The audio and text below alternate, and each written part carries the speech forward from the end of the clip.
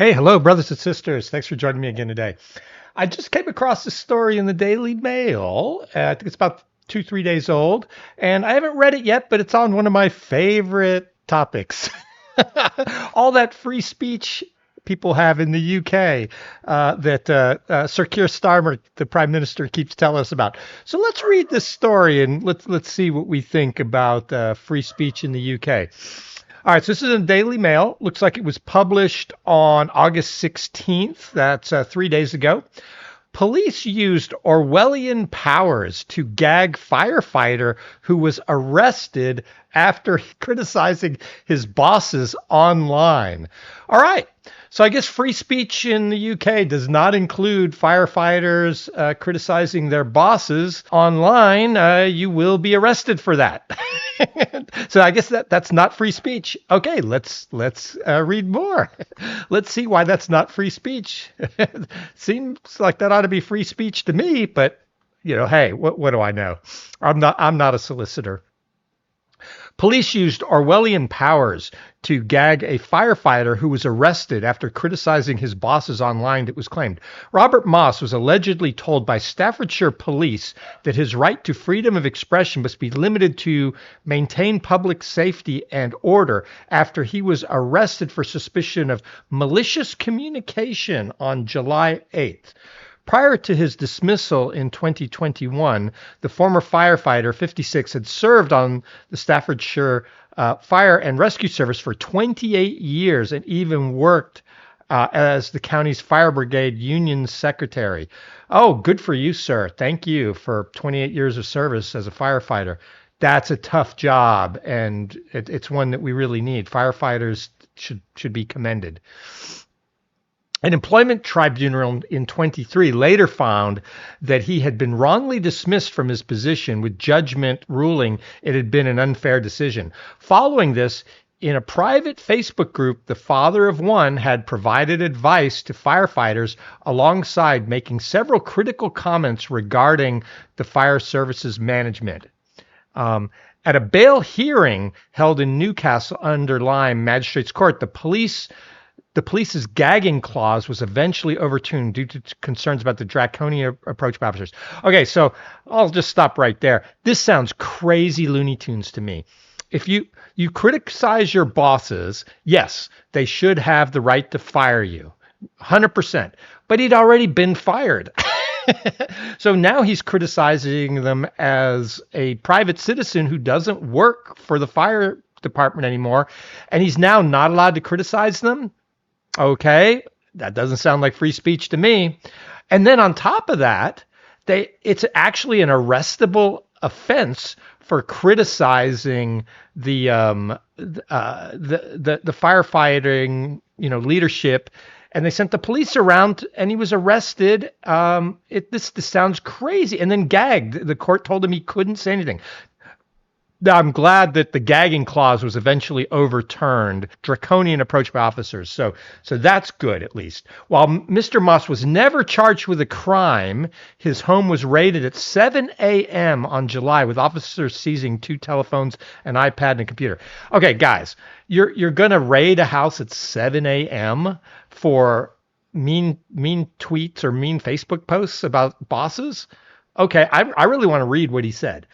So let's see. Hopefully they'll show us what the offending Facebook posts are. Probably not, because he probably deleted them after the police started pressuring him. He was then given bail with 6 conditions that included being prohibited from posting any communications relating to the county's fire service alongside anything related to ongoing investigation. Okay, this is Free Speech UK style. Like, tell me in the comments if you think this was proper. I don't think it was, but if you don't think you should be able to criticize the fire service or the police in the UK online, please tell me. Again, I'm all for them firing him for criticizing management.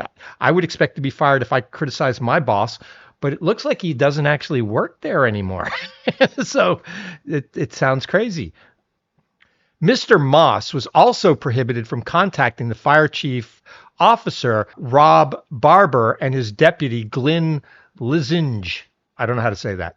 Now, the former firefighter has criticized Staffordshire's police decision to arrest him, telling the Telegraph that the online messages were certainly not criminal, but rather anodyne. Ooh, that's a good word. I don't know that word. I'm going to have to look that up. I'll look it up later.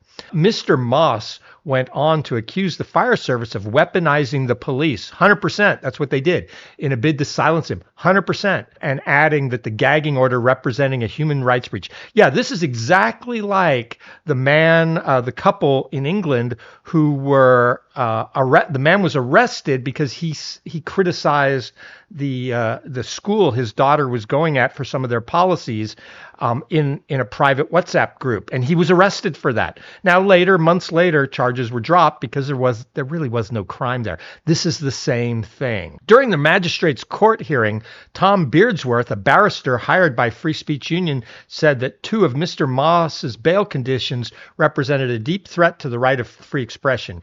He added, for the police to prohibit an arrested person from speaking about their arrest is extraordinary and Orwellian. It is not hyperbole to put in those terms. No, I don't think it is. We do not live in a police state, and Mr. Moss should have every right to speak about his arrest.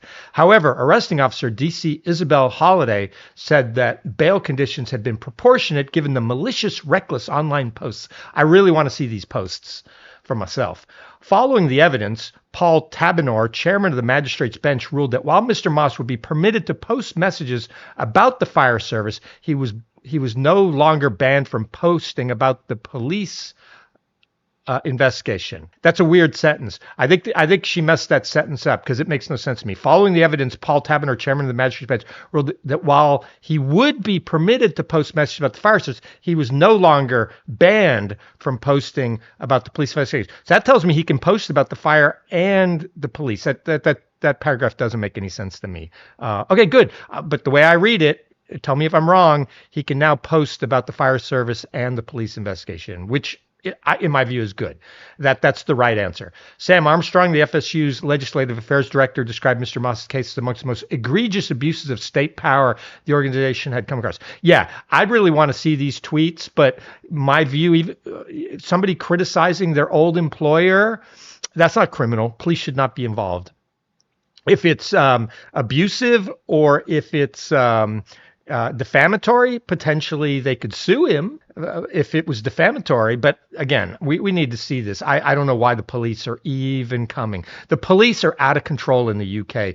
Any Karen in the UK seems like they can call the police and say they're offended by something or they don't like something, and the police will come around and arrest you.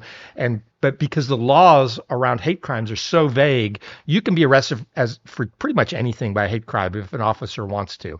So this is ridiculous. Now, these pictures here, I did a story on this last week. This was an officer who was clearly embarrassed. There was a protest planned. It hadn't even happened yet in West Midland. And the police were sent around to likely protesters who'd been identified and handing out leaflets about how to, I don't know, I never actually saw the leaflet, but I'm sure it was something about how to properly protest. And the officer was visibly embarrassed to be going and doing this in the video. Go look at my older videos if you're interested in that. But again, this is Minority Report here. We're sending around the police for things that aren't crimes because of something they might do that's a crime. It's crazy. Police should only come around if they are investigating a crime that they believe you are involved in or have information in. Then I'm completely happy to talk to police, but they need to tell me what that crime is. If they can't tell me what the crime is, I don't really want to talk to the police. And that's it. And then the other shoe on that is you should never talk to the police without your solicitor. There's no possibility where that's going to be good for you. It might not be bad for you, but there's no possibility if they're out to get you where it's going to be good for you. You should wait for your solicitor every single time. I'm not going to watch this video. I watched it in an earlier video, but it was frankly embarrassing. No, I take that back. I will watch it because this is just so crazy. So let's watch this one. But I did do an earlier story on this. It might be like a minute long. It's not long. They're aware that you might be wanting to attend that planned protest, and obviously that's absolutely fine. You've got a freedom of speech, and that's no issues at all. And all they've asked me to do, mate, it sounds daft, so I apologise, and it's really woeful. It's not something I agree with, but I've been asked to do it. It's just to drop a leaflet about being involved in a protest. Actually, it sounds bad, but it is what it is. Do me a favour. Take it back to them and Yes, write mate. back on it to them. Say, we will no longer be silenced, and to himself. From me, with love. Cheers. Thanks very much. There you go. Now you've seen it from me with love. Yeah, that was embarrassing that the police they're sending around police to do this. So this is definitely Orwellian tactics. They're sending around police to chill the public's expression of free speech. Or free expression. And that's exactly what's happening up above. The firefighter leadership has decided to send the police around to silence one of their detractors who doesn't even work for them anymore. It's crazy. The law is crazy in the UK. The police should never have brought charges there. The Crown Prosecution Service should never have moved forward with it. The judge, as soon as he saw this, should have thrown this case out. 100%. That's without seeing the evidence. That's what I believe. A spokesperson for Staffordshire Police said, "We arrested 56-year-old man from Newcastle under Lyme on Tuesday, July 8th, on suspicion of harassment without violence, sending communication article of an indecent or offensive nature, knowingly, recklessly to obtain or disable personal data without consent of the controller." Yeah. So now just sending something offensive is a crime in the UK. That's what I just read, and that's what he's been charged with. The man has been released on conditional bail as our inquiries continue. Staffordshire Fire and Rescue Services said it would be inappropriate to comment during active proceedings. I expect this case to be dismissed. I'm going to try to follow this case. I cannot see how this will possibly end with a conviction of this gentleman. He needs to fight it all the way to shine light on the wrongheadedness of the judicial and the policing system in the UK, so that this kind of stuff will stop. Now, some people are going to come out and say, well, if the case gets thrown out, then that's justice work. No, it didn't. He still had his name dragged through the mud. He still will have to go through months of legal proceedings at best. And during those months, it's going to cost him money, I'm assuming, for a solicitor or barrister. I don't know how you pay them in the UK because I'm over in the US right now, and I'm not an attorney. But again, there's a lot of trouble here. But this is how they silence speech, because the next person really doesn't want to go to all this trouble. So I'll just shut up and not talk bad when the fire department isn't doing its job right. Or I'll not talk back when the government or the police are doing something wrong, because I'm going to have to go through all this bother. Nonsense. I hope he fights it all the way. Mr. Moss's dismissal is believed to be the latest of a string of heavy-handed police responses over thought crimes, with writers, counselors, and parents talking in school WhatsApp groups targeted in recent months. Yeah, I already mentioned that. Just last week, Ring doorbell footage emerged of an embarrassed police officer reluctantly knocking on a suspected anti-migrant protester's door amid an increasing backlash over the scourge of the thought police. Good. Yeah, that's what we just watched. Doorbell footage shows two West Midland police officers approaching the property in Coventry to give the homeowner a leaflet ahead of planned anti-immigration demonstration. But one of the officers is hesitant to carry out the task and admits his visit is woeful at a load of B. Speaking into the Ring doorbell, the police officer tells Homer, "Warwickshire have asked me to come and do this, but it's a load of B." But it's about this protest tomorrow in Warwickshire. They're aware you might be wanting to attend that planned protest. I hope that officer doesn't get fired. It's unfortunate because now he's on film doing what he did, and he's helping. Let's see, what do we got here? Who's this guy? Meanwhile, in November 23, retired policeman Julian Folks from Gillingham was detained by Kent police cops, the very same force he had given 10 years of his life to, after he questioned a supporter of a pro-Palestinian demonstrations on X. So yeah, even a retired police officer can't help himself but run afoul of these crazy laws in the UK. I don't know as much about his story, but I'm gonna keep going on. And obviously, that's absolutely fine. You've got freedom of speech, and there are no issues at all. Yeah, that's the police officer handing out leaflets. And he seemed like he was a good, honest police officer. Unfortunately, he was doing a bad job, or he was told to go do a job that was bad. I've got no problems with that police officer. He's got to do his job. If he's told he's got to go hand out leaflets, he's got to go hand out leaflets, or he'll get fired. A spokesperson from West Midlands Police told Daily Mail, "We are aware of footage circulating on social media showing an officer visiting a property. The footage is being reviewed, and we are speaking to the officer in relationship to the circumstances." I'm sure they are. This visit was part of the work our officers have been doing to support Warwickshire Police in their engagement and preparations for planned protests in Warwickshire this weekend. Meanwhile, in November 23, a retired policeman was arrested and handcuffed in his own home in May by 6 officers armed with batons and pepper spray. I'm sure that's the guy with that picture. You know what I'd like to know is for that Warwickshire with the guy handing out the pamphlets, the cop handing out the pamphlets. Did they hand pamphlets out for any pro-immigration protests, or did they only do it for anti-migrant protests? I have a feeling I know which way it was, but tell me if I'm wrong. Tell me in the comments if you guys know. Did they hand out leaflets to pro immigration protests? I still think that's wrong too, but it would be a little better if they were doing that and giving them out to everybody. But again, I still think that would be wrong. Body cam footage of the incidents in November shows the officer describing 71-year-old Brooks and the literature scattered around his home as very Brexity things, according to Telegraph. Are Brexity things illegal? I don't know. Police also raised worries over a shopping list written by the retired man's hairdresser wife, which including items such as bleach, tinfoil, and gloves, whilst they see Mr. Folks's gloves from his home. So here is his actual tweet. So it was in response to Mr. Ethical. "Dear Suella Braverman, as someone who was on one of the hate marches, if you call me an anti-Semite, I will sue you." And then it looks like this guy replied, "One step away from storming Heathrow looking for Jewish arrivals." That's it. So this statement, "one step away from storming Heathrow looking for Jewish arrivals," that got him a visit by police. It got him 8 hours in interrogation, and it got him a caution. That is crazy. There's nothing in this tweet that that I would say is a hate crime. Tell me if I'm wrong. Tell me why this is a hate crime, and including even this one up here, what Mr. Ethical said. Tell me here where the hate crime is. So police are just out of control in the UK right now. That's just all there is. They're mad with power.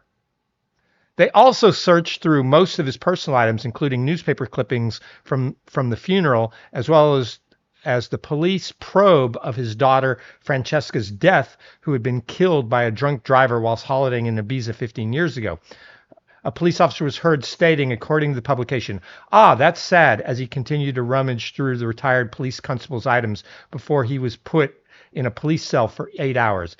After hours of interrogation on suspicion of malicious communication, Mr. Folks accepted a warning as he worried it could affect his future visit to see his daughter in Australia. That's where he made a mistake right there.